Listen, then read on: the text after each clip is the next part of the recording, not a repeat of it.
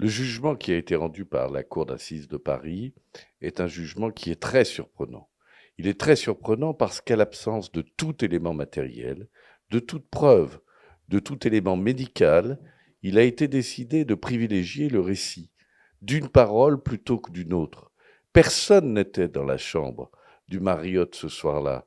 Deux personnes racontent deux histoires différentes. L'une raconte une histoire de viol, l'autre raconte une histoire d'une altercation intervenue entre les deux.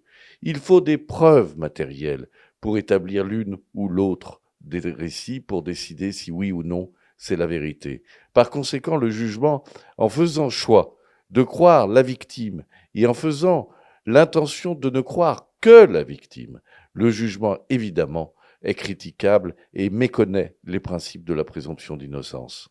Les expertises médicales qui ont été faites ont démontré qu'il n'existait aucune trace d'ADN dans les organes génitaux de Laura Prioul, ce qui démontre à l'évidence qu'il n'y a eu aucun acte de viol qui ont pu être commis par Saad Lemjaret. Et c'est en dépit de cet élément, c'est en dépit de cette preuve médicale que la Cour a décidé de donner raison à Madame Laura Prioul, ce que, évidemment, nous considérons comme hautement choquant et hautement injuste. Et pourquoi on revient aujourd'hui attaquer à nouveau Saad Lemjabet? Alors, pourquoi autant de temps depuis les faits? Parce que la justice est lente en France, parce que la justice prend son temps en France, parce que Madame Prioul a décidé de faire en sorte que cette procédure dure longtemps, en refusant, alors que c'était la volonté des juges, que l'on aille devant un tribunal, ce qui aurait fait une décision rendue en 2019, plutôt que devant la cour d'assises, ce qui est une formation criminelle large et dont la mise en place est beaucoup, beaucoup plus longue. D'accord. Alors là, ce qu'il a devant lui, Saad Lemjabet, de faire un appel. J'imagine, ils ont des jours de procès, de faire un appel. Mais qu'est-ce que ça va changer quand on fait un appel, juridiquement?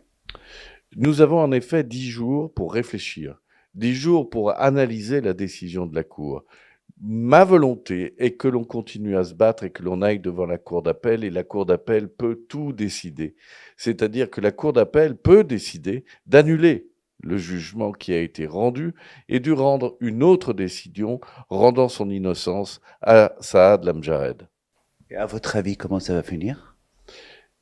Avec l'aide de Dieu, nous estimons que quand il y a deux récits, celui de la personne qui est accusée est celui qui doit prévaloir, et qu'en toute hypothèse, la vérité, si la vérité judiciaire doit être la vérité scientifique, alors Saad Lamjaret est innocent du viol dont on lui reproche la commission.